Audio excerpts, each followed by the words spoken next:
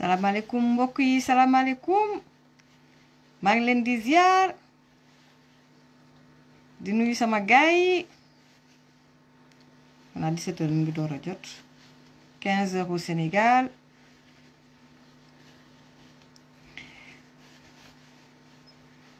(17h Europe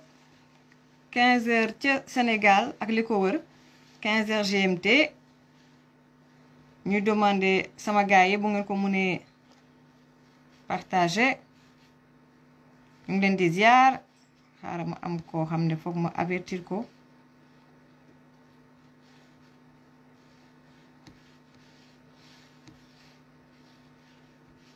voilà gaay maa ngi leen di ziar Pape Diouf maa ngi lay ziar bu baax a baax a baax maa ngi leen di ziar bu baax a baax a baax a baax may dem ma tuuti rek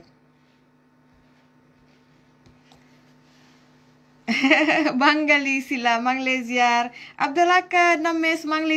lay ziar bu baax a baax a baax gars yi maa ngi leen di ziar bu fekkee ne gis ngeen ko ci page Mati ndax xam ngeen dañuy nekk di xeex ak ñun donc du coup mënatuñu live directement ci Mati Fall bi Ibrahima Diaw waa Kodas maa ngi leen di ziar Mara Ndiaye maa ngi lay ziar secrétaire général association des sénégalais foofu ci Libye donc maa ngi lay ziar bu baax a baax Mara Ndiaye sama frère waaw loolu moom lu am la sama frère macha allah di xaar gars yi partagé foog ñu partagé ko ci suñu compte Safietou Diagne ñu ngi lay ziar bu baax a baax am na liggéey boo xam ne foog ñu def ko ci suuf voilà xaw ma ndax. Voilà donc gars yi maa ngi leen di ziar bu baax a baax ñu ngi leen di nuyu di leen di ziar di leen di bégee voilà yéen ngeen may dégg bu baax ou pas nee nañ ma son est-ce que yéen ngeen may dégg bu baax ngeen def ay kër est-ce que yéen ngeen may dégg bu baax a baax donc bu fekkee yéen ngeen may dégg bu baax ngeen wax ma parce que maa ngi wax bu baax oui maa def exprès defuma ko YouTube dañu koy def ci Facebook bi ndax Facebook duñu fay Facebook amul fay amul dara def rek wax rek dem ba pare nga daal di dem sa yoon voilà donc lundi férié la waaye sinon bu lundi jotee rek ku ne daal di dem liggéeyi ji macha allah kon nag ñun ñoo def exprès depuis quelque temps defuñu ko ci YouTube bi ndaxte dama gis ne ñenn ñi ngi naan waa YouTube bi day fay ko xawma lan ma def exprès ndaxte maa ngi ko doon dugal waaw le son est parfait c'est parfait voilà donc maa doon def exprès di ko dugal ci YouTube bi et tout voilà damay fàtte sax léeg-léeg YouTube bi donc voilà gars yi gis ngeen donc le son est parfait donc gars yi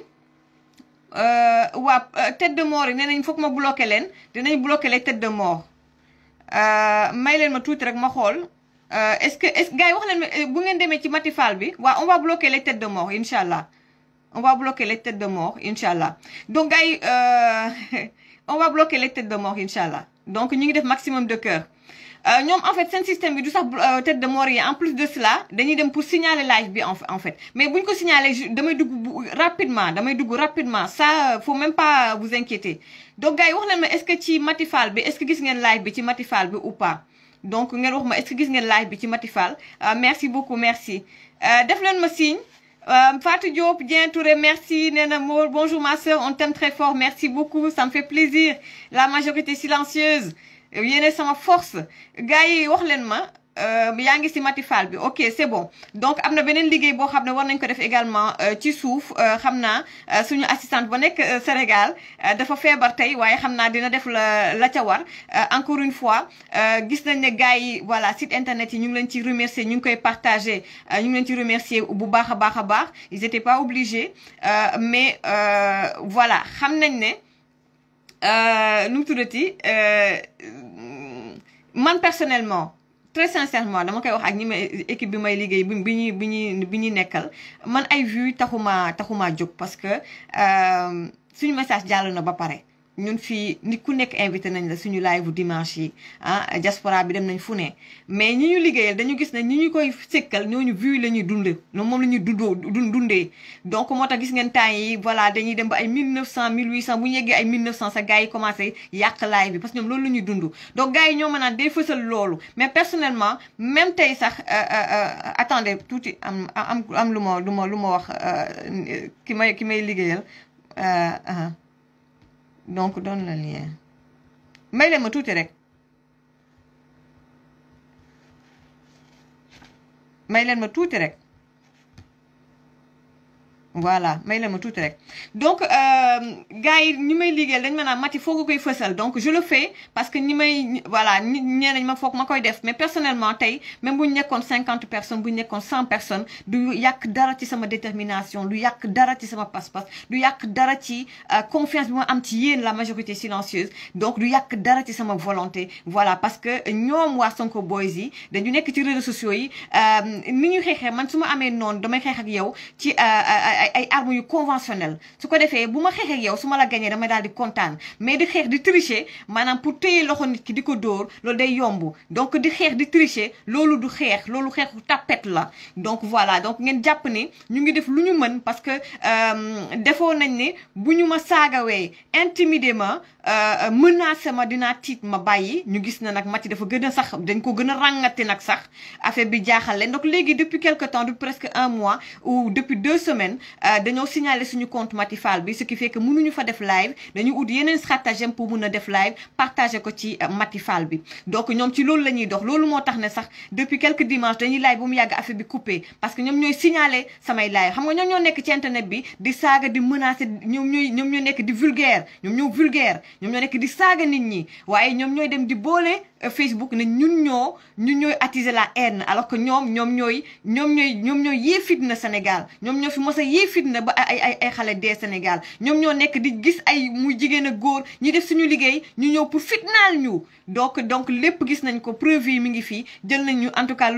en ce qui nous concerne jël nañ preuve yi jëbal nañ ko police française mu ngi def liggéeyam am na nag ñu nga xamante ne waa Sonko Boys yi lañ léeg-léeg ñoo commenté ci sama mur man lu xew ci seen kër man sama yoon nekku si ku ma tagge du ma ko gis sax ndax da ngeen sonal seen bopp parce que man wóor na yàlla je n'ai le temps que le week-end lay am temps duggaat ci réseaux sociaux yi et tout xool li xew et tout préparer sama live groupe WhatsApp bi bu ngeen ma ci duggee da ngeen sonal seen bopp am na ñoo xam te dañ ma woo pour demander ma ne leen man sama groupe WhatsApp te du tout le temps laay dugg di déglu ay audio xam nga donc voilà j'ai pas le temps donc awma temps wu ay groupe WhatsApp tout le temps xam nga groupe xorom bi ñu ma dugaloon ci jamonoy Assane Diouf xaw ma j'étais même pas au courant que ni sax dugal nañ ma fa wala am na ay groupe xorom j'étais même pas au courant il a fallu que benn journaliste ñu dugal ko fa mu may expliquer des mois après ma ne ko waa mais man gis naa sama bopp ci benn groupe mais xam nga diaspora bi gars yi dañu may dugal ci ay groupe man j'ai pas compris mosuma déglu benn audio sax ci groupe ba fara donc da ngeen sonal seen bopp di ma dugal ci groupe WhatsApp yi ak yu demee noonu di ma saaga da ngeen sonal seen bopp man du ma déglu aw ma jot bi ba ci man samay message sax c'est vraiment jot na ma daal di aussi jégalu vraiment sénégalais yi et tout ñi may yónnee message messenger WhatsApp jàpp leen ne incha allah rabi même buy jël 2 mois sax dinaa leen tontu yéen ñëpp donc voilà du ñëpp laay mën a xool et tout notification di la tagué ak yooyu je ne regarde pas j'ai pas le temps même pour sax di ma tagué ci ay affaires yu positif sax et tout ça c'est après bien après laa koy gis parce que awma temps bi yéene xëy di yendu di lekk ci Facebook bi mais pas ñun on vient pour benn moment bon y a beaucoup de tête de mort vraiment du ma am temps aussi pour di jël sama temps xam nga di supprimer tête de mort yi et tout je sais pas voilà da ngeen def ay cœur rek maximum de cœur mais même buñ ko arrêté man damay duggaat donc même buñ ko arrêté man damay duggaat incha allah voilà donc ma ñëwaat ci benn mbir ma fàttaliwaat leen lu tax ñu def lii lu tax ma ni leen damay jël congé un moment Maty femme de média day jël congé un moment su ko defee mu nekk Maty la citoyenne parce que wax naa ko dama ciy jaaraat am na ku ma envoyé message audio Maty lan mooy sa problème ak Ousmane Sonko aw ma problème ak Ousmane Sonko man sama yoon nekku ci Ousmane Sonko c'est un homme public comme Macky Sall comme d'autres hommes politiques au Sénégal comme Thierno Bocoum comme Thierno Alassane Sall comme le juge Dème etc comme Khalifa Sall etc comme Karim Wade c'est un homme public c'est un leader politique donc voilà ba jamono doon neex ses amis qui sont dans la diaspora danañ ñëw sama live et tout y a pas de souci mais foofu la yem dañ daan déggante téléphone c'est dans le cadre du Sénégal ak live yi ñu doon de préparer live yi foofu la yem man fréquenté wu ma politicien nekkuma ay comme yenn journalistes yi voilà je ne critique pas mais personnellement du sama façon de faire voilà muy artiste di politicien dañuy ci cadre professionnel la bu ñu pare na à part les interviews les lives etc à part ça voilà donc loolu na leer c'est pas par rapport à Ousmane Sonko li ma metti ci yéen moom mooy y a beaucoup de fausseté chez vous y a beaucoup de personnes injustes chez vous y a beaucoup de personnes de mauvaise foi chez vous te mënuñu nit mënoo nekk ne da ngay yore parti da nga bëgg a yor réew te amuloo ay valeur ça c'est le minimum. On peut bien changer le Sénégal on peut bien def le tout pour développer le Sénégal mais un minimum de valeur il faut nit ki ci boppam mu am ay valeur il faut ngeen am ay valeur pour suñu xel mën a dal ci yéen pour suñu xel mën a dal ci yéen fu mu nekk ni man waa Pastef ak même ñi ànd ak Sonko lu ñu mën a tiiñal ay nit wala ñu accuser ay nit surtout Sonko boys yi je ne fais même plus attention parce que pour man ay soskat lañu parce que sëgam man la ñu ñëw di ma sosal yenn sos yu rëy yoo xam ne dama toog benn jour ma ne man ñii est-ce que man la ñuy waxal wala beneen nit la ñuy waxal mënatuma leen jox benn crédit ndax ay soskat pire. voilà pour ñëwaat ci sujet bi je n'ai rien contre Ousmane Sonko man maa nekk di def samay live affaire Adji Sarr bi commencé bien avant affaire Adji Sarr bi saa yu ma invité nit boo xam ne arrangé wul waa Pastef wala yéen waa Pastef neexu leen Sonko boys yi génn liveal ma di ma saaga depuis nag presque 2020 ba tey saa yuñ ko defee waa Pastef ñi nga xam ne dañoo am de bonnes relations ak Mati woo ma ci suuf ne ma Mati xoolal ci ñun bu leen topp nga bàyyi mu jàll ma bàyyi mu jàll ci dossier nag def nañ ma ko ci muut baan wax naa ko dama koy répéter parce que apparemment dugul seen biir bopp bi def nañ ma ko ci muut baan bàyyi muut baan li mu wax tontu wuñ ko ci mbirum kii bi 94 milliards yi tontu wuñu muut baan ci ay argument de Mati lañ ñëw sànjaafu di ma def ay laaj di ma saaga ñu ne deetawaay maam Ngor Jazaaka avant muut baan maam Ngor Jazaaka la woon deuxième fois bi ñu ne deetawaay af mbirum Adji Sarr bi fa la mbir mi na gën a ràngate ko wee nag mbirum Adji Sarr bi maa ngi jël waa Pastef dina am jour boo xam ne dinaa publier live yu ma def depuis dossier Adji Sarr ba tey ngeen xool tout le temps waa Pastef dañuy dugg tout le temps on équilibre li ma jël waa Pastef sax moo ëpp li ma jël ñi nga xam ne ñoom dañu ànd ak kii di Adji Sarr wóor na yàlla à part association collectif bi nga xamante ne ñoom Maya ñoo ci nekk ak Gabriel Kane te ñoom ànduñu sax carrément ak tamit Adji Sarr dañu ne rek dañu respecté ay droit am ñoo waa Pastef laay gënoon di jël ma ne nag léegi nag comme nag woone ma ne ma jëlal waa CODAS jëlal présidentu CODAS avant loolu dama jël avocat Maître El Hadji Diouf avocat wu Adji Sarr ce qui est normal foofu nag la nag mbir mi nag yegg nag au sommet foofu lañ commencé di ma live di ma menacer en direct c'est-à-dire que avant ci Maître El Hadji Diouf mi ngi nekk di wax di ko ma koy interviewé mu am ay menaces de mort ci man en direct j'ai tout maa ngi ak capture yi maa ngi ak preuve yëpp fii amul ay wax lii yéenay wax di tuumal nit ñi te du ngeen indi preuve mais man j'ai toutes les preuves en direct dama ko capturer commentaires yi seen menaces yi dama ko capturer ñu jógee ci Maître El Hadji Diouf gars yi encore sapeur pompier yi nekk Pastef ñëwaat encore daal ne piche nañ sotti ndox ci coow li ma bàyyi ñu ne deetawaay ma jëlaat fi waa Pastef encore jëlaat fi émission spéciale waa Pastef kese dugg bu ma ubbee téléphone waa Pastef kese dugg man daal benn jour la ñu woo Viviane Safi jotuma mu woo Khadim Gueye YouTube ma di ko nuyu mu woo ma ne ma nag Mati nag foog nga jël tamit waa CODAS tamit Frances Hélène Gueye parce que ñoom it dañu nekk du côté de Adji Sarr ma ne leen loolu amul problème parce que loolu ñun suñu liggéey loolu la équilibré loolu de moom laa def mu mel ni damaa rey nit mu mel ni damaa def benn maanaam benn affaire bu garaaw laa def daal maanaam foofu nag la ñu tàmbale nag acharnement bi ku laa jot sa morom man ma xam nag ñoom nu ñu koy defee ñoom Sonko boys yi parce que ils l'ont fait à d'autres gens def nañ ko yeneen nit ma di ko gis di xool di gis ñu def nag maanaam seen association ku laay pare jox sa morom pas une semaine ñaata nit ñoo ma liveal di ma saaga di ma menacer am na xam dañ ne di ma menacer dinañ ma dóor marto ak yeneen man comme duma leen seetaan dañuy jël ay capture d'écran di ma jox mu am ñoo xam ne duñu ay politiciens ni rien am na ñoo xam ne ay vrai kilifa lañ ci nekk diaspora bi affaire bi choqué leen samay c'est de bonne connaissance à moi nekk fi ay kilifa nag ñoom bëgguñu injustice affaire bi choqué leen te ñooñu au tout début dégg la bu baax li may wax au tout début manifestation avant sa manifestation di démarrer coowal Adji Sarr bi ñoom dañ ma daan woo ñamal nag am na yenn groupe yoo xam ne du ma mën a expliquer ils sont avec Ousmane Sonko c'est-à-dire les gens ont les yeux rivés sur Ousmane Sonko et c'est quelque chose de positif pour lui parce que jamono boobu ñëpp dañ jàppoon ne c'est lui la victime pour bañ a yàq rek man j'ai donné mon avis comme ni ma defoon dimanche passé ci mbir mi ma bàyyi noonu mais yenn information yu ma amoon sax ñooñu joxuma leen ko mu am xaalis bu takk boo xam ne dañ ko waroon dimbalee Ousmane Sonko ba tey waxuma dara ma ne wërsëgam la pour sécurité am avocat ak yu demee noonu ci groupe googu nag ñooñu ñoo ñëw gis jaxrang ni ngeen may def yéen Sonko boys yi di ma menacer di ma saaga di ma liveal di ñëw di ma jéem a toroxal jéem a humilier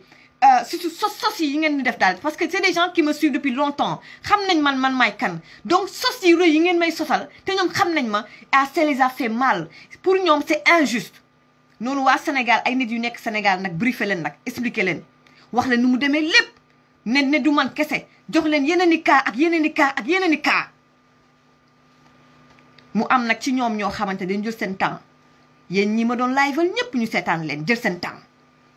li ngeen ma menacé li ngeen ma saaga li ngeen ma waxal lépp lañ ñëw bindal ma lépp ma def sama plainte jox ko police française noonu la demee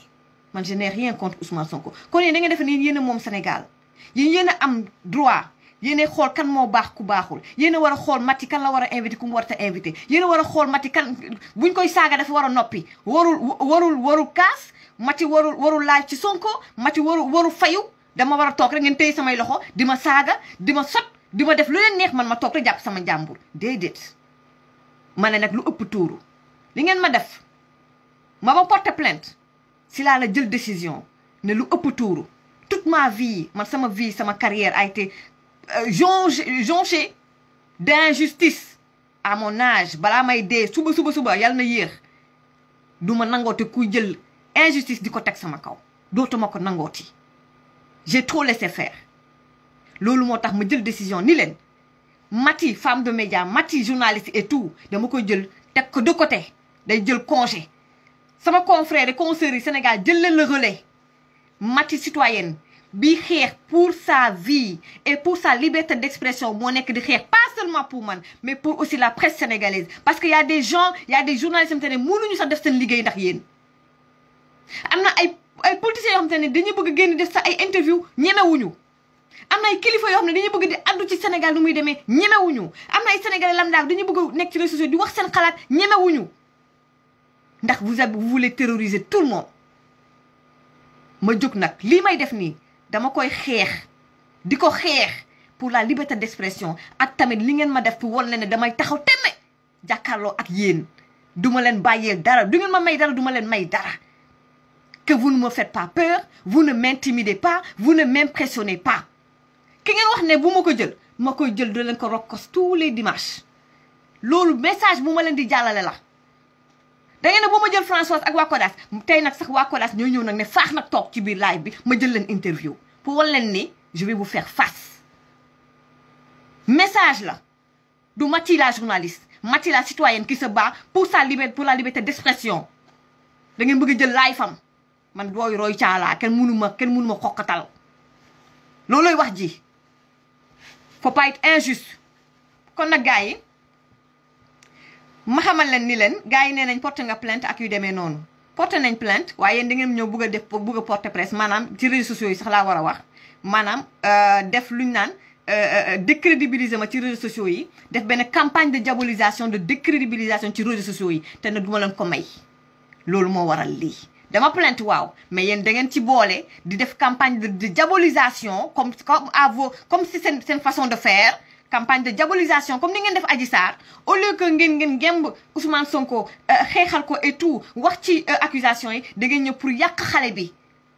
campagne de diabolisation moom ngeen def ñeneen ak ñeneen comme mag moom loolu ngeen ma def man ni ma fekk leen ci seen terrain ci biir réseaux sociaux yi man setal sama der ba pare ñu nag ñu def focus nag ci Ousmane Sonko mi bëgg a jiite suñu réew te kenn du ko sosal dañu koy def focus ci moom ak seen communication ak Pastef ci boppam ndax yéen a bëgg a jël réew mi. bu loolu weesoo sama gars yi tey ni ñuy waxtaanee mooy Ousmane Sonko dafa demoon Bignona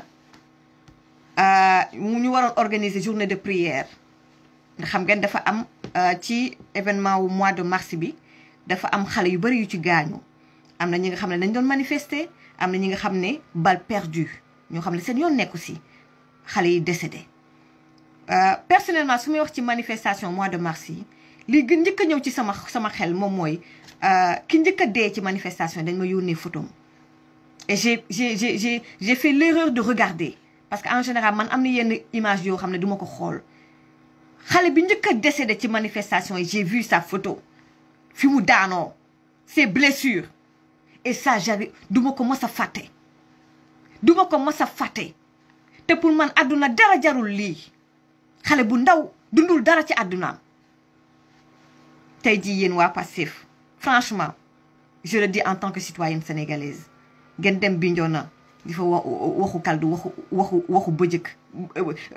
kaldu ak ay bëggëjëk ñoom seen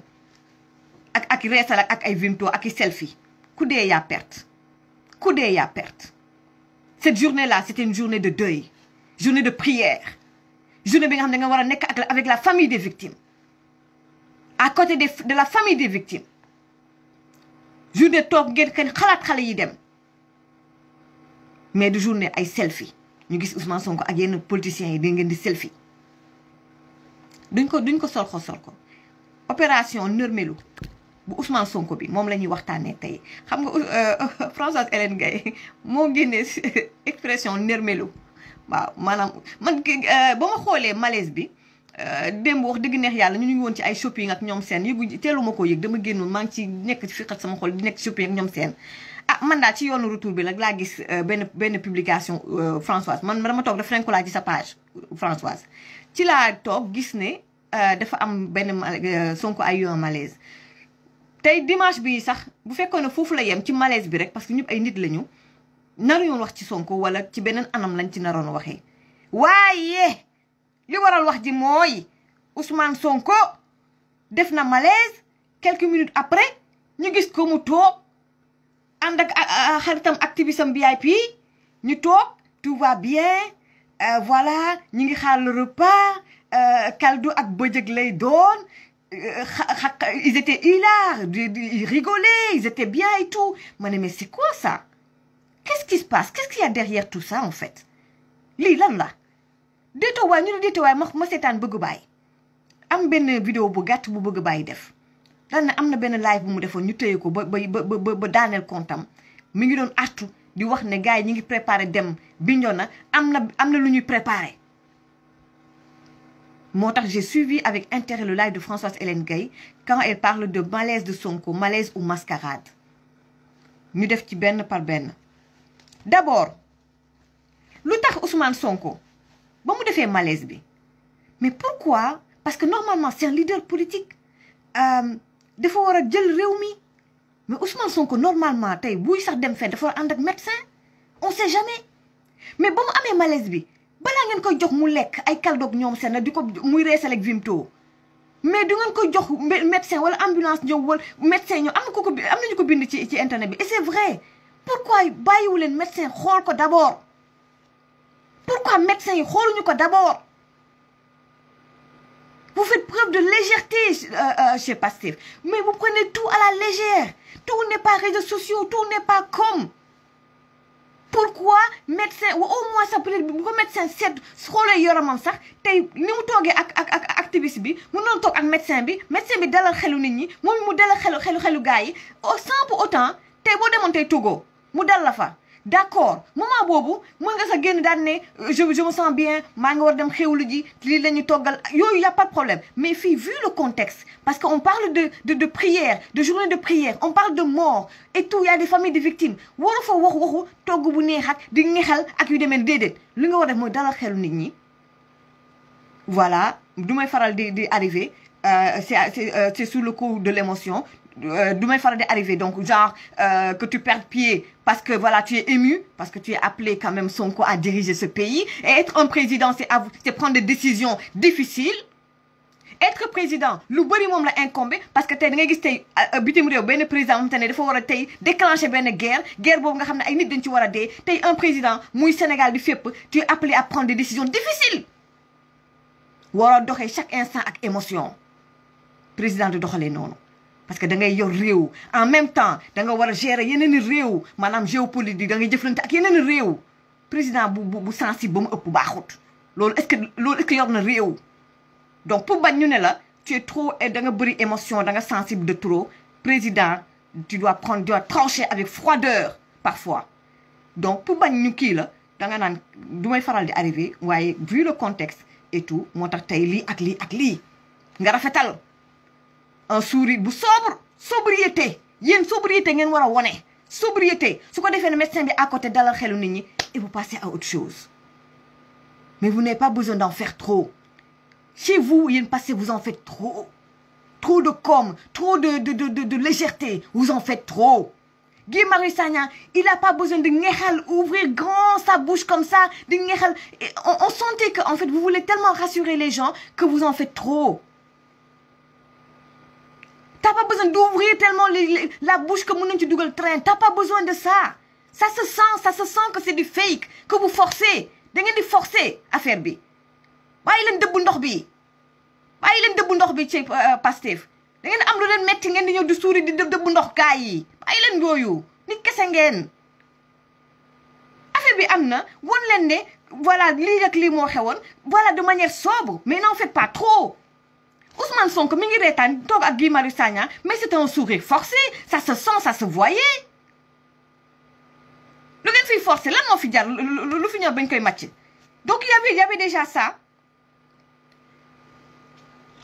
kaldu baag bëggëj ba bon wax dëgg ne yàlla Ousmane Sonko mënu nga ñu koo épargner ndax intéressé wuñu tax journée de prière mu ngeen woote selfie yi wax naa ci ngeen di selfie c'était pas le lieu c'était pas le moment ngeen di selfie lu day ne ay 14 morts ay xale yu ndaw dee du moment wu selfie Ousmane Sonko ak ñamu àndaloon ak gàngooram ma ñëw ci beneen mbir mi Ousmane Sonko dafa bëgg a jël réew mi mais Ousmane Sonko nee nañu il est présidentiable bokk na ci élection présidentielle 2019 nekk 3e mais donc c'est pas n'importe qui waaw mais Ousmane Sonko naka la nekk di nërmelu di ko ralentir nërmelu téy na benn loxo bi ba beneen loxo bi ñëw fekk si ko muy nërmelu di nërmelu à la garde rapprochée Cheikh Tidiane Dièye la xawma mu ngi taxaw kii la dame la Aïda Mbodj mi ngi nekk ci discours am Cheikh Tidiane Dièye la xawma yow fu Aïda Mbodj di defee discours di concentré wu ci discours am bay sentir ne Ousmane Sonko gi nërmelu mi ngi dem il est en train de partir ba di ko téye di ko naan ñëpp téye te yow mënuloo fexe yow ba def benn geste man loolu daf ma yéem ba tey Ousmane Sonko gi nërmelu au ralenti di ralentir en même temps nag di nërmelu ba téye ñaari loxo yi ba Aïda Mbodj mu ngi ko ne ko kirip téye ba kii di Barthélémy Dias daw si naan c'est le soleil moom sax au moins daw si na ñëw garde rapprochée dooru ñëw garde rapprochée ak ñoom lan mooy seen liggéey ñoom tamit yow ki ngeen war a garde mi ngi nërmelu di ralentir di nërmelu ngeen toog di ko seetaan ne ŋàmm ba Aïda Mbodj téye ko man loolu daf ma yéem parce que war ngeen xoolaat seen staff seen service protocolaire seen garde rapproché et tout yow ki nga war a garde mi ngi nekk di xëm nee na mi ngi xëm mi ngi dem mi ngi nekk di nërmelu en plein nërmelu yow nga taxaw ni ŋàmm rek il a fallu que Aïda Mbodj téye ko affaire boobu yéem na ma jaaxal na ma lool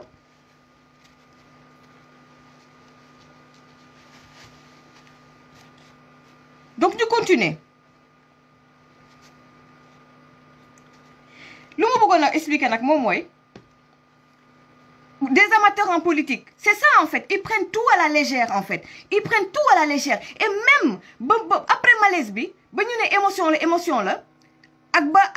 ba Sonko génnee xaaleen ma may leen tuuti Sonko ndax parewul te wax na ci bëggëj baak kaldu baak bëggëj baak ñoom seen ñu dugg ci oto ba moom ak Maam Jaara Faam ñu ngi ci nee na mi ngi digérer ak Vimto bi waaye may leen dafa am ay message yu ñu ma jox may leen ma tuuti rek déedéet parewuñ de ba ñu war a ñibbi ca aéroport ba am na bu sax ba mu maye déglu leen Ousmane Sonko. gars yi nag ñu ñëw. Serigne Ziguinchor bi quoi. ah Serigne Ziguinchor bi la ñuy séddale. yoxos bi. waaw yoxos bi. kan moo leen koy indi Serigne bi. yoxos bi waa MDD. paañ bi. waaw. gàmbaas bi. Maam Jaara Faam gis nga bi Maam Jaara Faam. yéen waa Patriote ak MDD beeg ñëpp nag. Serigne bi leen indil. waaw. waaw Serigne bi. voilà ñi ngi woon ci aéroport ba ñi ngi wax ca maanaam yoxos yaak paañ yaak ñoom seen yéen da ngeen ñëw encore une fois vous êtes venu à Bignona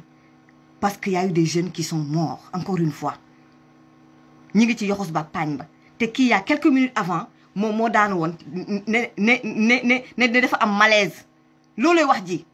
niveau débat bi ñun fii yàgg nañ fi def ay débat ci pétrole encore une fois ma fàttali leen ko def nañ fi débat ci immigré yi ci migrants yi def nañ fi façon débat bu ne pour l'intérêt du pays du Sénégal mais yéen waa Pastef yéen waa Sonko boys yi yéen a wàcce niveau débat bi François yàgg na di ko wax te c'est la vérité yéen a def seen live sans xam-xam di saaga nit ñi indi vulgarité ci réseaux sociaux yi di dugg ci vie privée jàmbur yi bu ngeen xamulee dara loo xamante lu war a yàqal nit ki ci vie privée ngeen koy sosal di inventé yéen a wàcce niveau débat bi ndax ñun Sénégal lu ne gis nañ ko fi ci wàllu politique nit ñi dañuy jëflante di xeex di xuloo lu ne gis nañ ko waaye mais pas à ce niveau là yéen a wàcce niveau débat bi yéen a fi indi fitna bi yéen a fi indi ay ñu dem ci këru journaliste pour di ko taal ak ay organe de presse yéen a wàcce niveau débat bi loolu moo tax ñun ñu ne dañoo namm ñoom Karim Wade dañoo namm ñoom Khalifa Sall dañoo namm yeneen ñi nga xam ne ay homme d'état lañu ñooñu la ñu namm ndax yéen da ngeen wàcce débat bi vous êtes immature te li xew mbii ñu Bignona c'est de l'immaturité loolu débat bi yéen a wàcce débat bi te yéen a bëgg a jël réew mi kon dañuy def focus ci yéen génne cette immaturité ak seen légèreté fii suñu débat dana haay ñoo wàcc ba yéeg yéen ba wàcc ba nit bokk ak yéen niveau pour mën a wax nag langage bi ngeen di dégg waaw keñ kon ñu continuer gars yi ne am na ñu ma war a bloquer c'est la teranga c'est la teranga casamançaise mais fii amul ay waxu teranga encore une fois defe naa maa ngi expliquer mais gars yi ba tey dégguñ daaj tey du nee na moom Ousmane Sonko dafay def tournée nationale mais war na ñëwaat Bignona su ñëwaat Bignona ce sera politique tournée politique lay doon ngeen teral ko ngeen woon ko seen i baax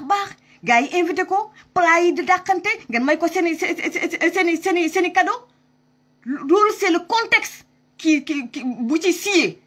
mais lii da ngeen dem pour ay nit yu gaañu ci ay faits graves ay xale yu gaañu c'est un autre contexte il faut percuter quand même il y a le contexte c'est pas moment wu ay di ngexal ak di waxu bëjëg ak ñoom seen déedéet ay xale ñoo dee seen bakkan dootuñu ñëwaat seen parents yi dootuñu leen gisaat c'est pas un jeu on n'est pas dans un jeu lii c'est pas un jeu sama gars yi voilà li ma aussi bëggoon a expliquer moom mooy gars yi bëri nee nañu Ousmane Sonko aussi gars yi dañu bëggoon def genre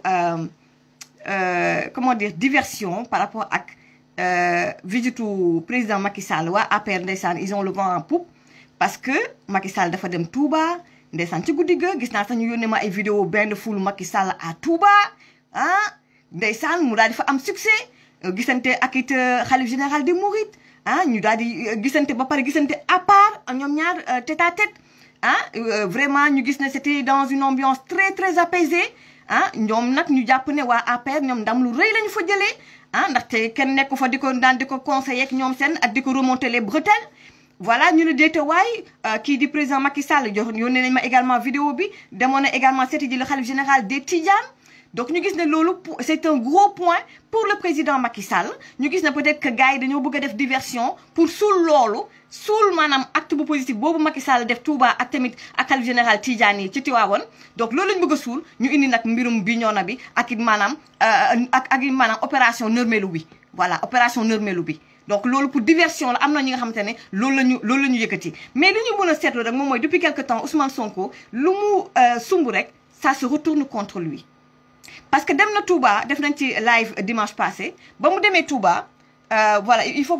ma baral affaire pour mën a jël journaliste bi et tout ça ba mu demee Touba keroog gis ngeen ne peut-être il voulait avoir Touba dans sa poche et les Mourides ça s'est retourné contre lui après audience bi vidéo yu bëri dafa daal di génn ibaadu yu mere ko lu tax ibaadu yu mere ko parce que nee nañu am na vidéo buy circuler moom dafa wax khalife général des Mourides yow yaay suñu yaakaar tey ak ëllëg ibaadu yu mer nag ba futtu ndax nee nañ Ousmane Sonko bu naree bu ko jaralee muy changer sa veste di retourner sa veste di wax loo xam ne au fond moom waxu leen ko woon au tout début te gëmu ko ça veut dire que kii tey nguur jaral na ko lu ne kon ñoom dañuy xelam de seen xel day tey ci Ousmane Sonko ci beneen côté bi également murit yi mere kii di Ousmane Sonko pourquoi ndaxte dafa dem ba janoo ak tamit xalif général des Mourides amul dara lu mu koy wax lu dul ah ñi xale yi dee de fukk yëpp ay murit lañu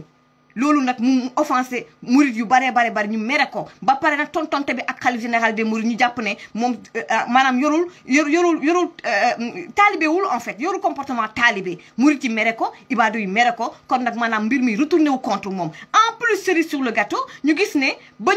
vidéo yi génnee les Sonko boys maanaam ñi nga xam ne ñoom ñooy xeex ak man les Sonko boys ci boppam ku ne di live kan lañ doon liveal xalif généraux yi wax nañ ci xalif général des mourides yekk ko lu ne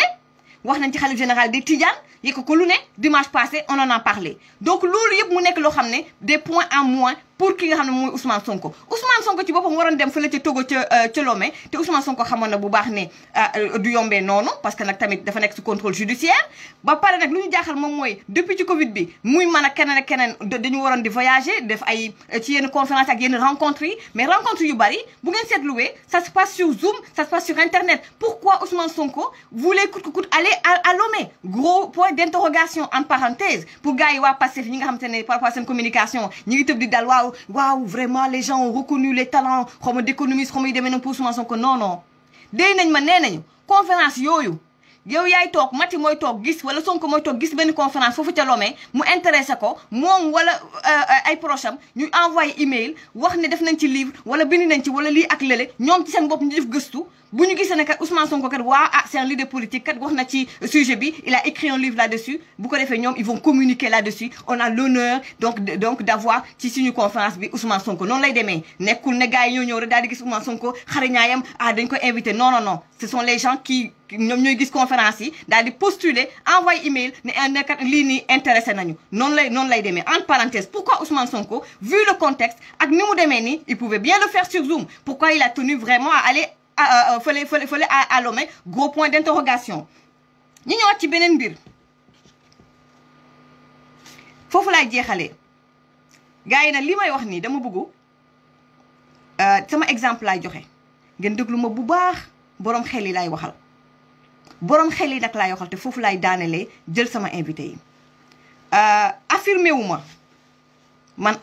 ma encore une fois bu ma kenn yóbbu kër yaa ma di tax di ma kii dama leen di def benn métaphore jël lépp jox exemple sama bopp affirmé wu ma encore une fois ngeen réfléchir dama leen di expliquer ni leen tey man bu fekkoon ne tey leader politique laa man Mati ma nekk góor un leader politique mu am lu ma dal ñu accuser ma accusation yu rëy yu mel ni lii ku mel ni Adji Sarr accuser ma man may leader politique c'est un exemple encore une fois ma xam xel ne xale bii ma accusé personnellement man Mati ma jàpp ne am na lu xew sama diggante ak moom bien que li may waxal du lépp sax laa def waaye man xam naa ne am na lu ma sëkk ak moom xam naa ne xale bi am na lu mu téye nguur gi ma yàkkamti woon xam naa ne am na lu ñu téye man Mati man mii leader politique bëgg a dugg palais nan lay def ñaari choix moom laa am choix bu njëkk bi moom mooy man de moom laa xalaatoon en parenthèse choix bu njëkk bi mun na nekk le plan A janoo ak sénégalais yi indi sama ñaari soxna ñu wér ma ni leen man nit kese laa dama juum li ñu wax may tuumal lépp defuma ko waaye am na lii ak lii am na lu ma sëkk ak xale bi may jéggalu waa Sénégal man nit kese laa may ñaan ngeen jox ma deuxième chance te lii ma def nii du yàqul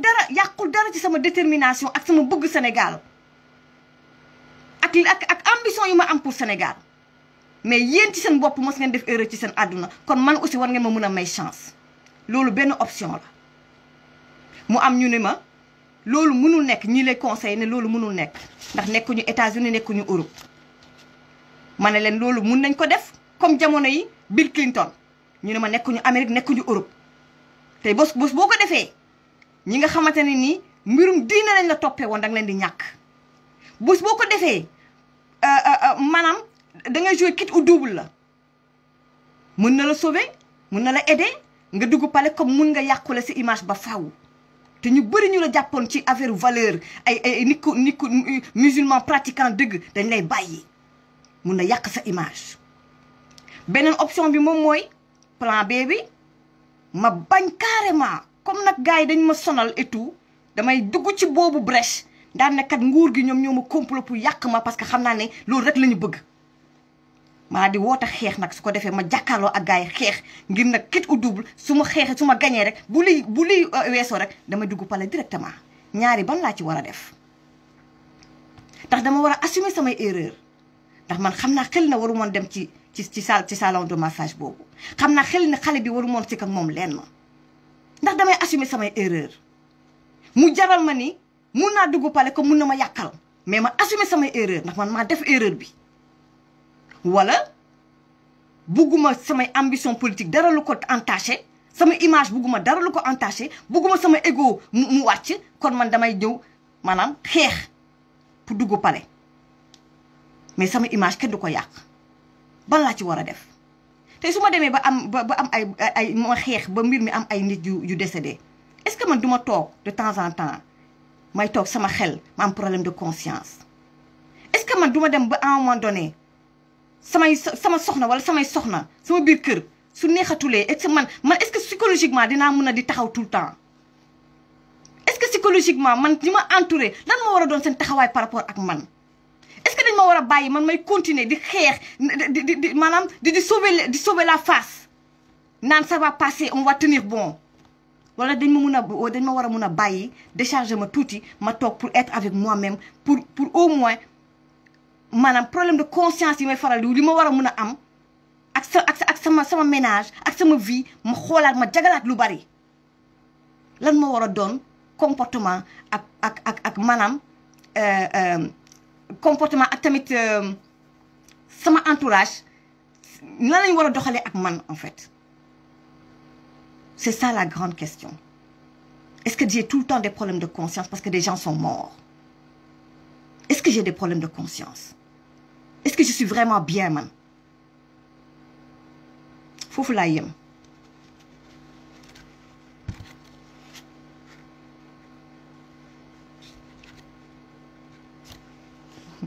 bu subaa ngeen di comprendre gars yi may leen ma jël journaliste yi xale yi nekk ci réseaux sociaux bu subaa ngeen di comprendre vous n'avez rien compris may leen ma jël journaliste yi alors donc merci à Séné People merci à Sénégo merci également à Sénégal 7 également yi reprendre live bu baax a baax merci beaucoup sama gars yi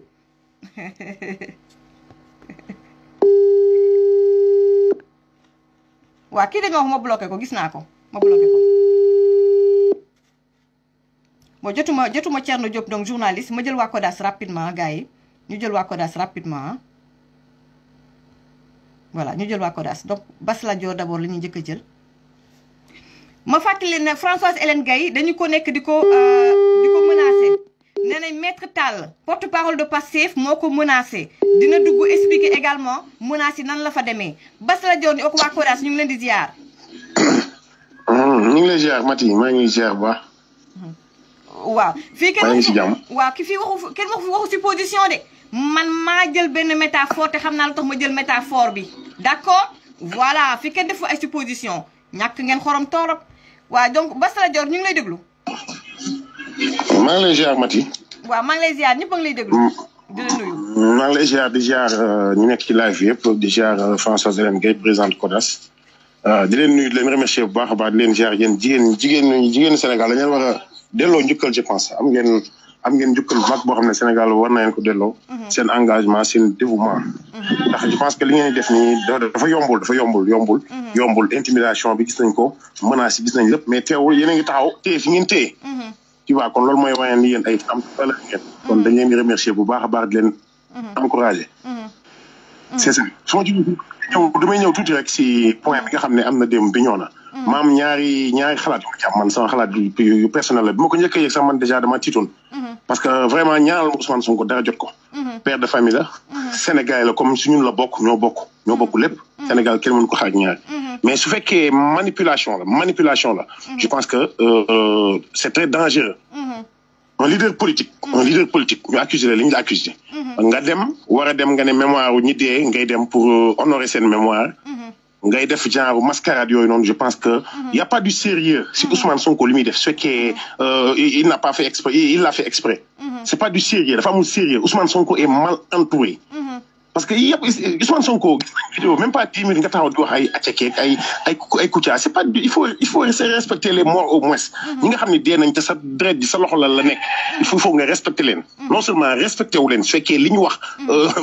il l'a fait exprès respecté wu leen respecté wul Sénégalais yi gisaat nañ ko bu muy dem ci aéroport vidéo bi nga teg sànq ay yoxos kii moo ko moom mais y a pas du sérieux Ousmane Sonko n'est pas sérieux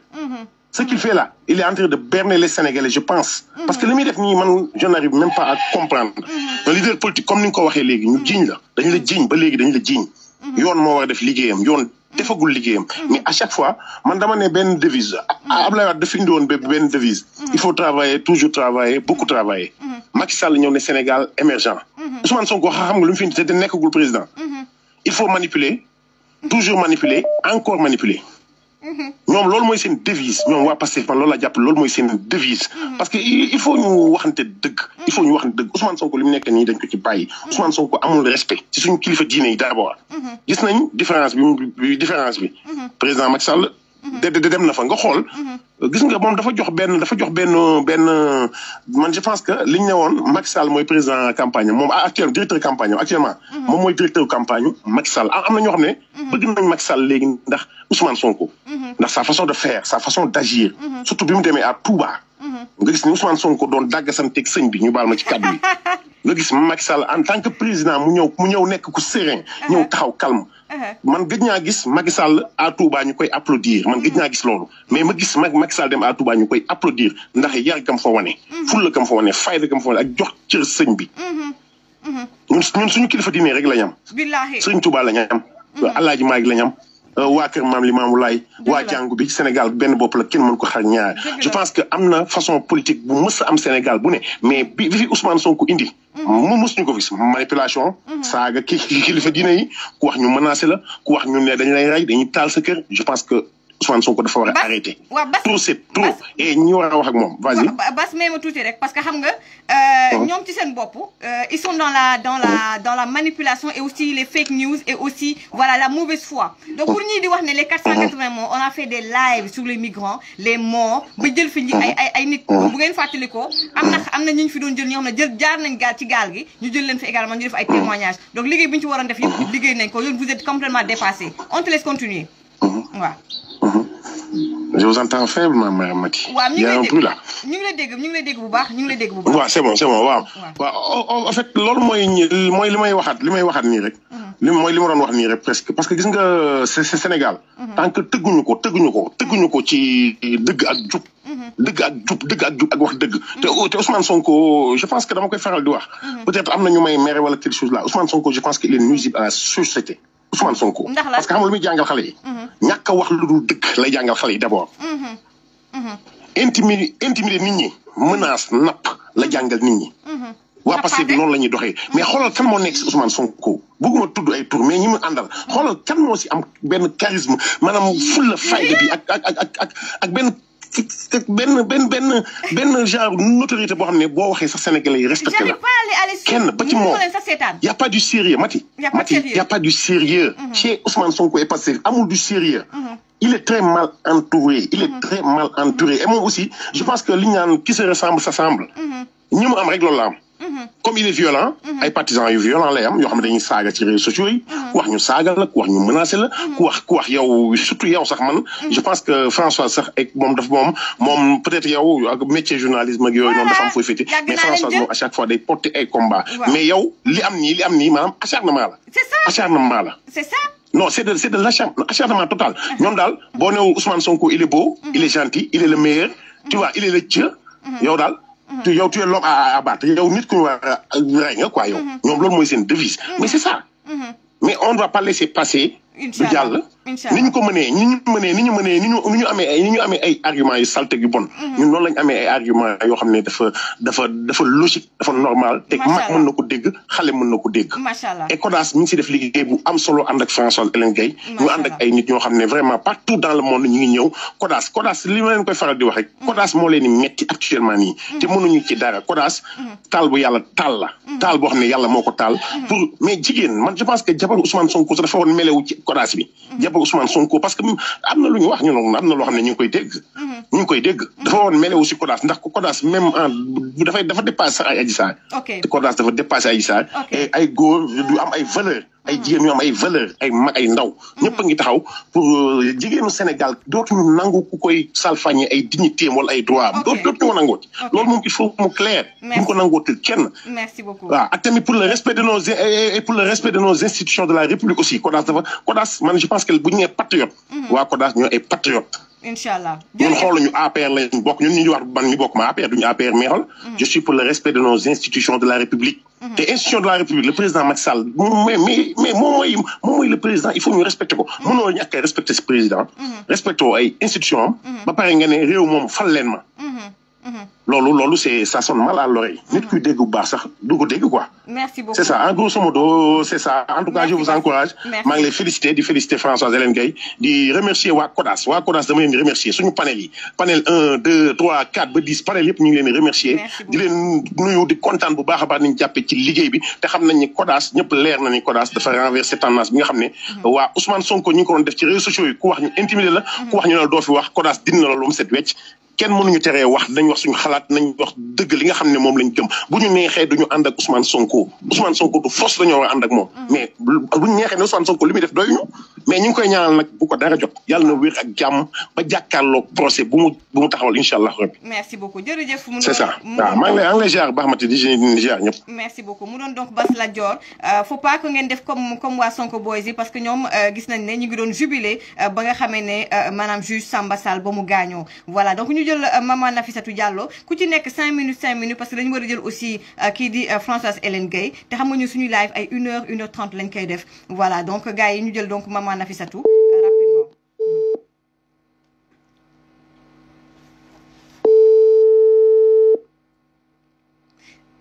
bàyyi leen ñu toog ci live bi di saaga ñoom loolu la ñu xam. gars yi ñu jël donc maman Nafissatou rapidement. allo. waaw maman Nafissatou maa ngi lay ziar. allo. waaw maa ngi lay ziar maman Nafissatou maa ngi lay ziar da ngay wàññi live bi retour bi. allo Mati. waaw maa ngi lay dégg. allo. je pense que dégguñu xaaral ma woowaat ko. donc waa CODAS ku nekk da ngay def 5 minutes pour que ñu mën a jël ki nga xam ne moom mooy Françoise Hélène Gaye. allo Mati. waaw maa ngi lay ziar maman Nafissatou. allo. yaa may dégg. dégg bu baax de. maa ngi lay dégg bu baax ñëpp a ngi lay dégg. waa Mati noo def. ñu ngi lay ziar ñu ngi sant bu baax a baax. ça va. ça va bien. ñu ngi sa ginnaaw di la soutenir. merci yal na la yàlla yéer. amiin yal na la yàlla sàmm. amiin dara du la dal bu soobee yàlla ñu ngi sa ginnaaw. jërëjëf. dara du la dal. kontaan naa ñu lay ñaanal bu baax a baax jàmbaar nga. jërëjëf mani. waaw. Mati xëy nag dama bëgg nga may ma rek ma wax li tax CODAS juddu. waaw lan mooy CODAS. waaw parce que dafa am ñoo xam ne defe naa ne comprendre ñu lan mooy CODAS. waaw ñu ngi lay déglu. waaw CODAS. Adji Sarr dafa jug. dem fi nga xam ne fa la mbaxane nekkee benn. mu ne ku ñuy wax Ousmane Sonko daf ko tooñ. te ñoom ñaar ñëpp ñuy ñaari sénégalais. yam si dëkk bi képp. dégg nga mu am certains journalistes yu ko jël di ko fenal. di ko indil ay bàjjen ki maam. am na yërmande. mu jël ko ni dafay protéger Adji Sarr. ndax ñoom duñu justice. François du juge. du procureur. dafa jël xale boo xam ne dañ koy néewal doole mu ne daf koy protéger ba keroog justice def devoir am. dégg nga. waaw. nit ñi nag. dañu foog ne CODAS politique la CODAS du politique. nee naa leen CODAS benn parti politique moomu ko. waaw CODAS ñëpp a ngi fi. bambara ngi fi sookee ngi fi ñëpp a ngi fi si biir. Kodas kenn jox leen xaalis joxe Kodas kenn cotisé wu fi Kodas daal lu ko tax a jug mooy. défendre xale boo xam ne dafa néew doole. et puis sax fas yéene défendre bi. gis naa ne yéen ngi def ak allo man yéen yéenay cotiser ci seen biir gis naa ne yéenay cotiser ci seen biir pour voilà pour sañu biir voilà ñun li ñu def ñoo koy defal sañu bopp. kenn fekkuñu si. du kenn ku ñu si fekk. du parti amul ségrégation kii murit la kii tijaan la amul kii politique la kii ak politique yi ñu ngi si amul kii séeréer la amul kii olof la amul kii njaago la ñëpp ngi si biir. waa Chine waa New York dëkk yëpp ñu ngi si man am na dëkk yoo xam ne sax man mosuma leen dégg. tu vois donc loolu ko tax a jug. waaw léegi nag moo xam ne ñoom nee na ñoo yaay kenn du défendre Adji Sarr. waa ñaari nit mën nañu jotee nag yow nga am koo xam ne da nga ko défendre keneen ki kenn du ko défendre. c'est ça François Hélène Gaye nag. bi ñëpp tëjee ana ministre yi nga xam dañ daan défendre jigéen. ana association yi nga xam dañ daan défendre jigéen. ñoom ñëpp dañ daw ndax dañ ko leen saaga. ndax dañ ko leen ndax dañ koo xam ne dañ leen di def niñ la def yow moomu. niñ la def François di ñu ko def nit ñi ñooñu ragal moo tax génn ñu def ko. dégg nga François Hélène Gaye nag ubbi bunte bi ni déj ci mbedd mi. ni man yaay laa. man duma daw.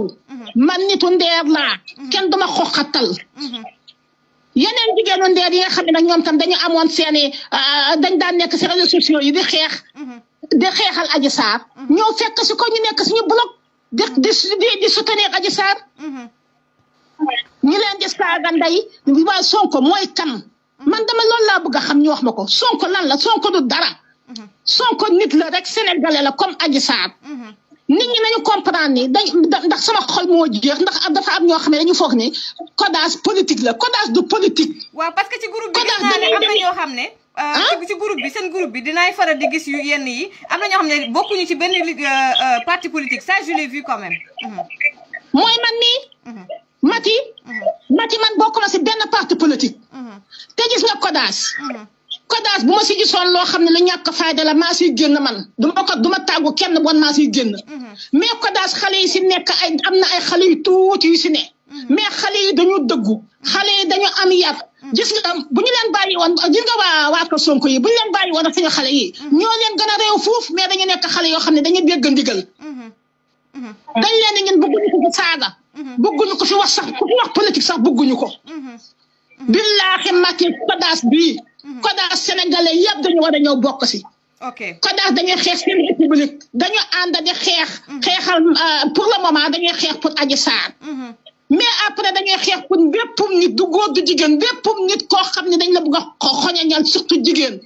toroxal jigéen dootu fi am. wala bu fi amee dinañ jóg taxaw si.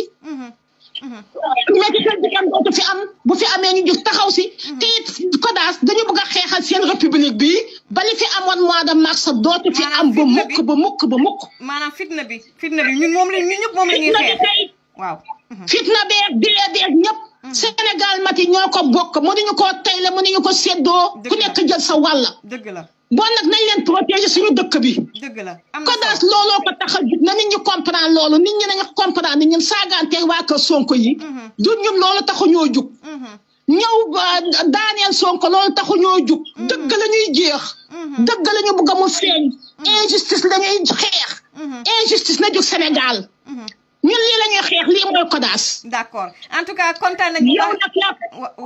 yow nag yaa François Hélène Gaye. bu leen tiit bu leen ragal. loolu yëpp ay xabalaata rek la. dëgg la. bëgg ñu dellu ginnaaw te ñun duñu tiit danduwuñu 1 mètre. dañuy jëm kanam kay mais dootuñu dellu ginnaaw. ndax ñoom dañu nekkoon si terrain bi foog ni ñoo ko moom ku wax ñu saaga la man nii ba ma si biir dugg rek ma ne ay bul dem ndax waa kër Sonko dañ lay saaga tiituñu ragaluñu bu yeboo ñu saaga ba tëdd sa ñaay ba ñooy avancé ñi ñoo leen fekkoon si terrain bi ñoo leen puus ba sa ñaay ba gi dawuñu tey dawuñu ëllëg gis nga yow mii nag dara du la dal François Hélène Gaye dara du ko jot ndaxte yéen yàlla ngeen di xeexal si dëgg ngeen ne. dëgg la gis nga panel bi billaahi dañu bañ ba bëgguñu fi sax ku fi andi ay reportage yoo xam ni wóoruñu bu ñu andilee reportage dañuy dem seet ba xam ndax lii dëgg la ba xam réel bi ñu yow teg ko. dëgg la tu vois dëgg la waaw merci lii mooy CODAS lii laa bëgg a waa kon àdduna bi dégg ko ñuy woo nag jigéen ñi di woo góor ñi ñi bëgg seen république waxuma fenkat yi de ak journaliste yi nga xam ne fen lañ fi nekkee jàpp Adji Sarr wutal ko téeméeri bàjj na juróom-ñett fukk te Mati dama lay wax leen na de Mati waaw dama lay wax leen na nag waaw gis nga bàjjen yooyu ak compagne yooyu ak nijaay yooyu ak mag yeeg jëkkër yeeg jabar yooyu ñu ko wutaloon ak doom yi waaw ñooñu duñ leen bàyyi de dinañ leen woo ñoom ñëpp ñu andi seen preuve dëgg la inshallah CODAS ay maami Adji Sarr gi si ay bàjjeni Adji Sarr gi si ay tantam ak Adji Sarr gi si ñu ko uufoon tudde ko sax ñu ngi si CODAS d'accord inshallah di leen bàyyi tey di leen bàyyi ëllëg inshallah lii daal mooy CODAS jërëjëf maman Nafissatou Diallo la woon bu CODAS ñu ngi lay gërëm di la sant wax ji rafet na amul dara lu fi dëng te vraiment en quelques minutes et ça me fait plaisir en quelques minutes vraiment def nga synthèse wax nga ñu lan mooy CODAS ak seen mission également comme jàpp nañ ne après dossier Adji Sarr da ngeen koy wéyal pour également di xeexal jigéen ñi nga xamante ne dañuy dund violence également ci seen biir kër violence conjugale ou bien tout simplement des violences faites aux femmes merci beaucoup maman Nafissatou Diallo. Merci Mati, merci beaucoup. Pour gars yi ñi nga xamante ne waa Sonko boys yi naan xawma tu as perdu l'estime ak yu demee vous n'avez rien compris. Vous n'avez rien compris. C'est parce que da ngay protéger nit ñi nga xamante ne nii ay jàmbur lañu bëgguñu ñu seen tur feeñ ci réseaux sociaux yi ak yooyu ñi lay woo ñi lay envoyé ay message maanaam messenger ak tam WhatsApp da nga leen di bëgg a protéger gars yi man dama yàgg ci milieu média mënu leen maa teg deal seen affaire maanaam mauvaise foi ak jéem a ma wax ay wax pour influencer mënu leen ça marche pas avec moi man personnellement bu ngeen ma xamoon bu baax a baax di ngeen xam ne man ñëpp mën nañ ma bàyyi ci sama xeexu bopp loo xam ne dama xam ne lii man dama ko gëm na ma ñëpp baax man li may defuma ko pour faire plaisir aux gens je ne le fais pas pour faire plaisir aux gens encore une fois duma genre nit yu mel noonu bu doon loolu ne kon jël naa solution facilité comme sama nattanga yu bari maanaam nga tëj sa làmmiñ nga liggéey lu la sa patron wax nga def ko man je n'ai jamais accepté ça je me suis toujours battue bàyyi leen seen wax jooju nga wax ko yeneen journalistes yi nga xam ne dañoo bëgg ay vues yeneen journalistes yi nga xamante ne dañoo bëgg ku leen bëgg dañoo bëgg ay buzz man doxatuma ci ay buzz Sonko boys yi noppaleku leen du wax ngeen fi nee la Mati waaw dama ko fàtte woon dama leen naroon defar publication waaye semaine bi damay jàpp ne ngeen ne Mati waaw elle est infertile xawma léegi mu ménopause ay waaye na ménopause gaaw ñëw waay na ménopause gaaw ñëw comme ça may mën a di woor xoolal 30 jours yi mën di julli 30 jours yi waaye ménopause na gaaw ñëw waay man bokkuma ci jigéen ñi nga xamante ne aw ma doom wax nañ ma lii daf may métti ne déedéet nekkuma ci yooyu de adduna bii ñu toll nii c'est un message que je lance ak képp kuy jigéen boo amee âge sëy am nga yenn âge yi amoo jëkkër bu la société bi fexe ba yow sa bopp nga am problème mu dund maanaam nga dem ba mu la def feebaru bopp nga toog ba maanaam sa adduna yàqu ndax loolu société bi ñu nekk da ngay gis koo xamante ne yaa ngi am sa paanu ngay ñëw di lijjanti problème mu jàmbur bu kenn Ibou Ngom woo ma ci beneen numéro bi pas numéro bi s'il te plaît yaa ngi insister donc jigéen ñi moom lay lancer un message jigéen ñi en général vous êtes victime de la société ay am doom am na fi ñi fi am doom seen doom rey leen assassiné leen Amérique gis nañ ko fi barki Demba Ndiaye am na ñi nga xam ne am nañu doom seen doom teral leen yàlla lu mu def loolu la war nga am jëkkër amoo jëkkër bu mu nekk loo xam ne day nekk loo xamante ne day nekk maanaam luñ la teg ci sa bopp bi ñu teg la benn pression boo xamante ne bu leen ko nangu jigéen ñi la vie adduna bi dafa jeex ba pare dundu leen seen dundu lu la yàlla may nga xam ne lii la yàlla mayu la lii am na leneen lu mu la dencal bu leen nangu muy seen goro yeeg ñeneen ak ñeneen ñi di leen teg pression yàlla lu mu def noonu la nit dina ñëw di wax ci sa vie fekk moo la ëppale problème foofu muy am jëkkër ak war nga am jëkkër amoo jëkkër war nga am doom am doom bu la kenn teg pression man de Mati Fall ndamaa ndaw bu ma toogee ba am âge bi su ma neexee dem samay croisière def le tour du monde di fël-fëlaale man kenn du ma stressé su ma paree nii togg la ma neex la ma saf su ma paree daal di toog sama soirée cinéma nekk ca Netflix bu subaa jour congé la kenn du ma boo amee problème nag ma ne tel jour telle heure ma réglé problème bi su may jooy su may ree su ma koy réglé ma réglé ko bu leen kenn teg stress kon nag waa Sonko boys yi fu ngeen ne ma kar rek ma ne leen kar munul leen maa fexe ba daaneel ma wala teg ma pression munul nekk parce que je ne suis pas de ce genre là nit ki boo dundee ay épreuves yu metti sa dundu metti da ngay démystifier yu bari loolu laa leen may ay gone ngeen da ngeen xamagul àdduna ñu continuer gars yi may leen ma jël nag FAG parce que maître Tall balaa ñuy continuer ak waa CODAS may leen ma jël Françoise Hélène Gaye parce que maître Tall donc d'après Françoise Hélène Gaye def na ko live nee na ki nga xamante ne ni moom mooy maître Tall porte-parole bu Pastef moom moo ko menacé donc ñu ñëw waxtaan ci li ni mel mu expliquer ñu nan la mbir mi demee kii di Françoise Hélène Gaye FAG ak moom ma doon neex sama jël ko ci écran bi carrément ñu jël Françoise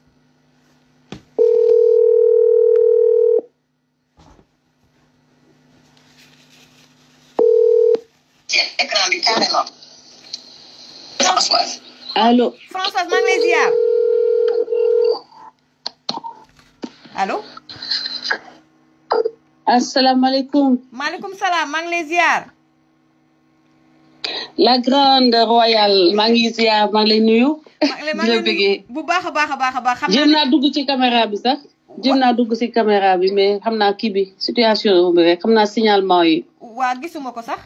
bala ah Françoise attends ma xool xaaral ma xool ñu tenté chance ba xam gis naa ko léegi ndax dina ñëw ñëwul malheureusement ñëwul ñu continuer xam naa signalement yi la rek loolu la voilà maa ngi lay nuyu di nuyu képp koo xam ne mu ngi déglu live bi ñu koy déglu en live ak ñu koy déglu après en replay leen di la rendre encore une fois un hommage pour combat bi nga xam ne yaa ngi koy mëne di wax ni que dañoo suñu ñaari combat dañoo tase mais du ni dañoo taxaw di complot wala di wax diw dañuy xeex diw taluñu ko ndax doomu Sénégal la moom tamit ñun duñu xeex doomu Sénégal dëgg la defe naa loolu leer na dëgg la comme ni ma koy waxee toujours rek bu fekkee ne amoon na bu fekkee ne amoon na 80% ci réseaux sociaux yi 60% yi Mati moo ko liggéey ah yow aussi am nga si cër bu rëy waaw léegi yàlla def na Ousmane Sonko bi nga xam ne liberté d'expression moo tax sénégalais xam ko dëgg la revendiquer droit daal boobu nga xam ne mooy liberté d'expression xoolal mënutuma la partager sax signalé nañ ma ba mënutuma la partager ci signalement la ñu nekk ñu ngi ñuy signalé ñun ñëpp la ñuy signalé instant bi man mi di wax yee mënutuma def live ci sama compte Mati Fall moom mii sa compte dañ ko daaneloon mais macha allah en 24 heures récupéré nga sa compte macha allah. effectivement. donc Mati gis nga danger bi nga xam ne ñun ñëpp moom la ñuy dund. gis nañu ko. mu gën a ñoom ñu gën ko fësal ci événement dramatique yooyu nga xam ne. moom moo am. il y a quelques mois 14 jeunes ñàkk ci seen bakkan tey famille yooyu ñoom Ousmane Sonko bu ñu talee taxaw di wax waxu Kouthia lekk Kouthia ak bëgg a ay yoxos ak yu ñàkk fay yooyu man mosuma dégg ku bëgg a nekk président di waxtaanu marché billaahi waxtaanu jaaykatu yoxos waxtaanu jaaykatu géej yéeg niveau bi dafa baa ba xam ni man su ma xalaatee Sénégal ñu war ko mun a identifier à ce niveau là damay am man ba ma réaliser le cauchemar que Ousmane Sonko est un péril la commencé à dénoncer di pousser à ce qu'il s'améliore dëgg la il essaie de le pousser à ce qu'il s'améliore qu'il prenne conscience des dérives yi nga xam ni moom la Pastef ak seen action politique ëmb baaxul ci Sénégal baaxul ci àddina sax wax en général ndax bu suñoo gis ci Sénégal benn femme boo xam ni par exemple comme man ma toog yàlla may ma am moyen ak jotu toog di nekk benn genre lanceur d'alerte cause bu am ma taw di def ay alerte pour que ñu aider gouvernants yi à mieux nous gouverner loolu nga ma xamee ma ci loolu lañ doon dox jamono yi ñuy wax man ak yow mooy jamono yi ñuy tëj Ami Collé mooy jamono yi ñuy tëye femme boobu journaliste boobu noonu dëgg la jamono yooyu wax parce que WhatsApp bi ci bopp dañ leen ragalloo woon ba nit ñi dañoo defee woon ni que boo waxee si WhatsApp police ñëw jël si la dëgg la man ak yow ñoo taxaw fii di live di woo Baba Aïdara dëgg la dëgg la ak suñu yeneen fay fii États-Unis dëgg la dëgg la xëy na man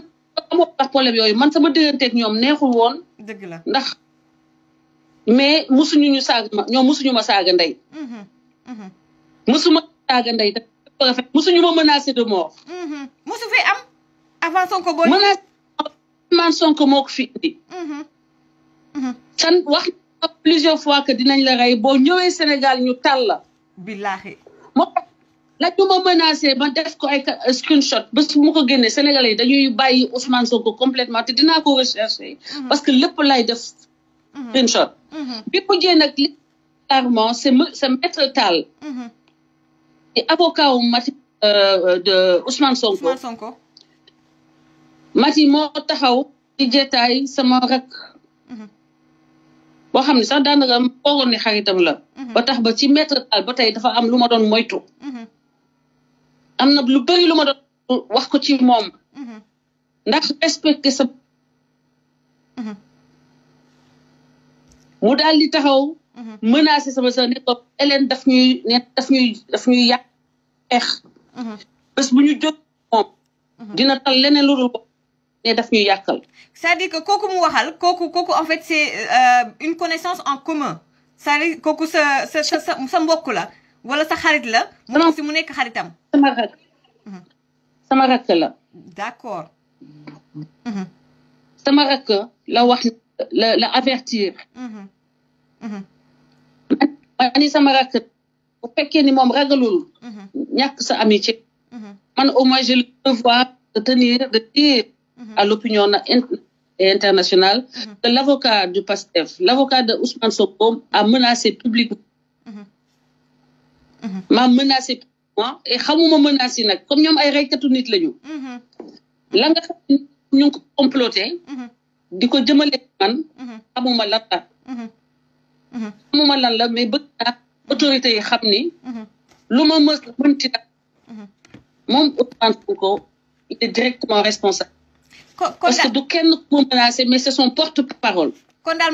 ma reprendre en fait yow nee nga ci benn waxtaan moom ak sa benn rakk donc ñuy waxtaan mu ne bu ñu paree ci Françoise Hélène Gaye dina tal leneen lu dul Ousmane Sonko effectivement d'accord ok donc mu nekk grave sama rakk mu ngi ko wax fekk y avait d'autres personnes d'autres témoins am na ay témoins d'accord ñu gis attitude bi nga xam ni ñu ngi koy déplorer depuis ba ñu commencé jël saaga def ko outil arme pour terroriser pour harceler et décourager tous ceux qui ne sont pas du côté de Ousmane Sonko malgré le fait que yow yaa ngi nekk dégguñu Ousmane Sonko addu wax ci sa dossier yow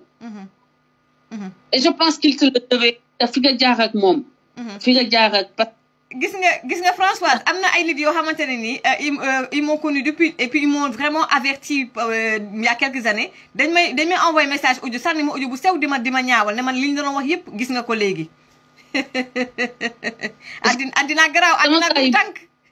addina moo mel noonu plus grand les bienfaits plus grande l'ingratitude gis nga ko gën a defal nit xoolal bu la day wow day waaw Martin je peux m'excuser je suis très remontée contre Ousmane Sonko ndax li ma gis démb Ziguinchor ak li ma ni mu lay traité ak man sama bopp ni mu may traité ak ni mu traité femme sénégalaise en général parce que moom accepté di ñu def comme stratégie ñu taaga ay jigéenu Sénégal humilier ay jigéenu Sénégal xoqatal ay jigéenu Sénégal mais fekkee ni leer mënutul nekk président dafa leer mais au moins boo na jéem a redorer la zone du parti bu tedee ko neen de mën a continuer projet PASTEF mais mu nekk di def sama gars yi partagé li parce que mënuma partager dañ ma mënuma partagé loolu waa kër Ousmane Sonko ñoo koy def semaine passée jëm nañu tëj ma live Mati li may jeexale rek mooy encourager la merci man lii maa ngi koy dund depuis 3 ans maintenant ñuy fay ay nit toog di ma saaga 20 heures sur 24 te waxoon naa leen ko au mois de mai passé ba ma saaga Ousmane dama ko ne yàlla dina ma ak yow Ousmane Sonko joolaa nga may séeréer wóor na yàlla defuma la bon wóor na yàlla les Sénégalais à témoin saagawuma la waxuma la lu bon yaa ngeen may saagalu ça fait presque 2 ans li ngeen may def ña te nekk na leçon boo leen jàngal seen xale Sénégalais yi nekk ci réseaux sociaux yi yow Ousmane Sonko bu la neexoon tey loolu dagg nit ay nit a ngi jóg di la yóbbul xaalis nit ba Japon di la yóbbul xaalis loolu leen lii laa la ko donc boo taxawoon ne saaga bu mu fi amati wax ko ful ak fay saaga dootu fi amati mais yow la neex yow xam ni que loolu mooy yëkkati sa màkkaama ci politique te tey la ay malgré tout ce qui s'est passé donc je lance un appel aux Sénégalais yéen ñëpp ngeen jóg au front contre cette dérive cette maladie mentale nga xam ne moo ànd ak génération bi ñëw ànd ak Ousmane Sonko leadership bu Ousmane Sonko validé que ñu humilier jigéen di xoxatal jigéen di sosal doomu aadama yi ku waxul lu Ousmane Sonko bëgg ñu sosal diñ la caga diñ àcckat diñ ni ku bon ñëw wax sa tuuti waay bu dee dangaa tuuti bu dee man mii bés mati bu mu la métti bés bu ne ñu ne ma man damaa pata bés bu ne ñu wax sama mel te xooluñu gémmiñ bu mbuuraanu Ousmane Sonko yéen li ngeen di xaste seen i ndey xool leen seen i ndey teg leen seen i ndey seen kanam ngeen jël suñu yaay yi ngeen di saaga ngeen xam seen yaay yi mënuñu qualifier pour bokk ak suñu yaay wax détail parce que ñun suñuy ndey dañu suñu ndey jóguñu ay doom yu wasaare seen i awra sur les 4 continents jóg ay doom différents doom partout Mati bu dee amul doom daa tëye awraam bu bëggoon bu wasaare woon boppam jug na équipe handball yàgg na yàlla lu leer nga wax donc ñun dañ ñoo yar tant que ne ko yi nga xam ne moom la sa diine nangu doo wasaare say awra waaye mooy samp ay mbër yoo xam ne loo xool ci ñoom contre valeur la ba noppi ñëw di saaga ay ñoo xam ne dañuy identifier la femme sénégalaise di incarner les valeurs de Jëmbat Mbodj des femmes de Nder n'est-ce pas des grandes Linguères qui ont fait l'histoire et la noblesse de la femme sénégalaise c'est ces femmes-là que nous voulons nous faire revivre ñun comme leurs héritières seen deret la ñun suñu deret taxul ñun Mati boo ko xoolee xam ne jógewul fenn fu dul Sénégal man François aéroport boo ma xoolee da nga mel ne sénégalaise leer na waaye am na si ñoo xam ne boo leen xoolee da ngay foog ni Burkina lañ jóge wala Gambie pas Gambie Sénégal benn la ay Malek ay yeneen dëkk yooyu kanam yu dijj yu modde yooyu ñooy taxaw di xas ay sénégalais bon teint ay yeneen sénégalais bon teint dem di leen jàppale parce que Ousmane Sonko taxaw fële def semblant Ousmane Sonko boo bu dee wax waxu yoxos Espagne bu xawma lan war nga mën a wax waxu dignité wu femme sénégalaise c'est ça la personnalité différente assonante les dissonances de Ousmane Sonko les contradictions de l'homme Ousmane Sonko qui ne peut pas parler de Mati 3 pommes qui a lutté pour la liberté d'expression pendant des années et qui a contribué à lancer Pastef dans la diaspora mais qui peut parler de yoxos Yéet Kouta maanaam des conneries ko doy na waar les terrains autour de Ousmane Sonko dafa sidérant Ousmane Sonko ko am valeur gisuma ko sawet doy na waar ndax kenn on ni am na valeur démb la makkaamam wàcc samay bët yow yaa ngi taxaw koo xam ne sa leader la koo xam ne dafa def chagrin d'amour ba peser 3 kilos desee bëñ ngeen teg ko mu taxaw mu jékki-jékki xool droite ne fii de su ma ko daanoo dina am buzz mu daal di commencer comme ralenti film wala feccekatu comme ay feccekatu taw ñoom Michael Jackson yu fekkee noonu muy ralentir di tëdd ci weenu ay dëmbo yow nga taxaw fële rek di ko seetaan loolu li tax mu ñëw di tëdd ci ay dëmbo c'est pour que yow nga gis ko mais c'est pour vous dire le manque de rigueur le manque de sérieux le manque véritable de capacité à considérer même le minimum qui prévaut chez dans ce parti politique qui s'appelle PASTEF. Amna solo. Mais man li ma gis dem étalage de l'incompétence, l'étalage de l'immaturité, l'étalage de liberté, dem de génn ci dëj bi di ngexal, génn ci dëj bi poisson di waxtaan di xakkataay, génn ci di jàppante donkante famille ya ngeen fexe ba seeni doom dee ñooñu amatu seen reetaanu doom ñooñu gisatuñu seen sourire doom ñooñu gisatuñu seen doom toog sur la table wala autour du bol chaque midi seen xol saigné parce que am na ko manqué autour du bol am na solo yéen ngeen dem di fête mel ni ñu dem kii mu tudd Coladera fecc rek ngeen dese woon a doy na waar en tout cas ñu ngi lay gërëm di la sant vraiment Françoise parce que saa yu ñuy live ndeysaan nga yow fajar 6 heures du matin pour ndeysaan vraiment jàppale ñu parce que xam nañ dañuy xeex bu baax a baax ci réseaux sociaux yi di remercier aussi waa Kodas bu baax a baax vraiment donc ñu bàyyi la nga daaneel balaa man aussi ma am lu ma tàggatoo message bu ma war a lancer également. voilà Mati maa ngi lay gërëm di la sant di gërëm waa Kodas yëpp maman Nafissatou bi fi génn sànq. macha allah lay jiite lay teg nuyoo bi ci loxoom mu séddale ko wax Kodas nekk des personnes impressionnantes en dignité ak qualité nee na ay avocat ay notaire ay nu mu tudd ñoo xam ne dañuy yor su bopp ay entrepreneur ay hommes yoo xam ne ay businessmen lañu ñoo xam ne yàlla da leen baax kese ñoo nekk bi ñëw pour apporter soutien dignité bi nga moom la waa Pastef doon jéem a dindi ci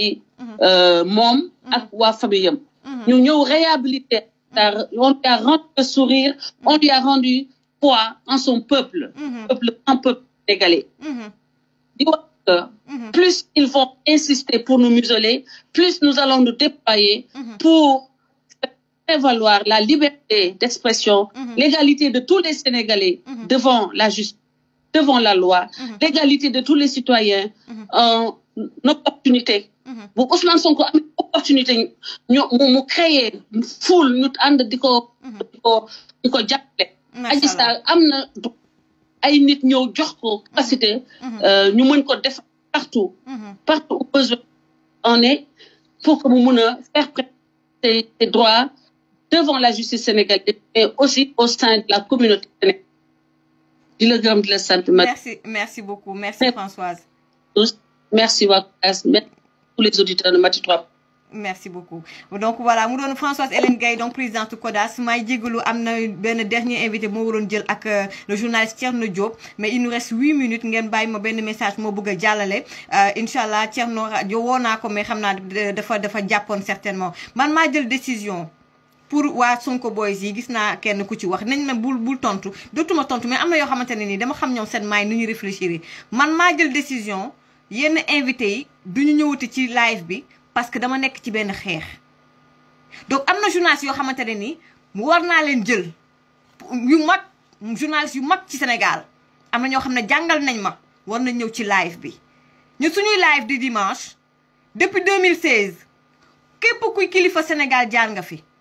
ku mën a carte téléphone bu fekkee ne yaa ngi Dakar te tu es disponible da nga ñëw ci live bi boo ñëwul ci live bi ñenn ñi sax ñu bëri duñu ñëw ci live bi dañ ma naan xale yu Sonko yi parce que jamono yi dañ defoon ne man j'étais de Sonko man je suis sonkiste man maa jël décision man Mati ma ne ci combat bi am na ñoo xam ne du ma leen invité parce que bokkul man sama lépp ci ay sujet lay doon donc dinañ reprendre nag les sujets yoo xam ne soxal na Sénégal ak yooyu niñ ko daan faral di defee may invité journalistes yi di invité homme politique yi man maa ko def en stand by man Mati man maa ko def en stand by Thierno Diop dafa war a wax moom il est freelance dafa waroon wax ci li xew Bignona ndax moom ci boppam aussi yéen waa Sonko yi da ngeen ko sonal di ko saaga te il est libre moom dinay continuer di ñëw ci samay live man maa jël décision encore une fois ne am na ñoo nga xamante ne ay leader politique ak yenn journalistes yi par rapport ak sujet yi may traité mënuguma leen jël parce que dama nekk ci xeex man maa ni Mati femme de média Mati journaliste moom moo nekk congé Mati bi taxaw nii Mati citoyen moo nekk di xeex ak yéen